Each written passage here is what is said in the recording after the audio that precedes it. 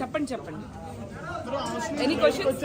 అవును, కొంచెం సాడ్ గానే ఉంది. అంటే నన్ను నేను ప్రూవ్ చేసుకునే టైం కూడా లేకుండా తొందరగా బయటకు వచ్చానన్న ఒక చిన్న ఫీలింగ్ అయితే ఉంది. నేను చాలా ఆశలతో బిగ్ బాస్ హౌస్ లోకి వెళ్ళా. అంటే నేను ఒక బెజవాడ బేబక్కగా నా వీడియోస్ అందరు చూశారు. నేను లైవ్ లో నిజంగా నిజ జీవితంలో ఎలా ఉంటాను అని చాలా మంది చూడాలనుకున్నారు. కాబట్టి నాకు కొంచెం టైం ఉంటే బాగుండు అనిపించేది బ్రదర్స్.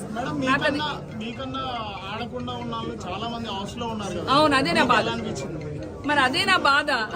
కంటెంట్ ఇచ్చి ఎంటర్టైన్ చేసి ఒక కుక్కర్ ఇష్యూ వల్ల బయటకు వచ్చాను. నా కుక్కర్ నా జీవితంలో నేను మొహం చూడను. గొడవ పడకపోవడం కొంచెం నా తప్పే అమ్మా. నాకు తెలియదు అలా గొడవలు పడితేనే బిగ్ బాస్ హౌస్ లో ఉండాలని. మంచిగా మానవత్వంగా ఒకరికొకరు మంచిగా ఉంటే కూడా అది తప్పని నాకు ఇప్పుడు తెలుస్తుంది. లోపలికి వెళ్తే గొడవలు పెట్టేసుకోవాలి. బాగా ఉన్నాయి గ్రూప్ లో అయితే.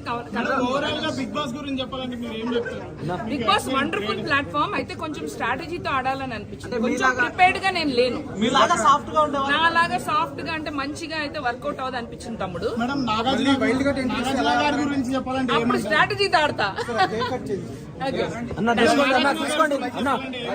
గారితో ఇంటరాక్షన్ సూపర్ గా ఉండే. ఆయన కోసం పాట కూడా డెడికేట్ చేశా కదా. ఏది ఆడాను కదా. ఓకే, నాగార్జున గారి కోసమా లేకపోతే బిగ్ బాస్ గురించి?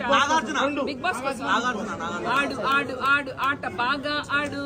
ఇది బిగ్ బాస్ సీజన్ 8.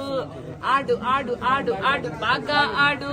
ఇది బిగ్ బాస్ సీజన్ 8. ఏ బిడ్డ ఇది బిగ్ బాస్ అడ్డా.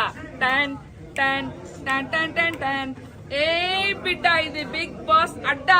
టన్ టన్ టన్ టన్ టన్. Thank you.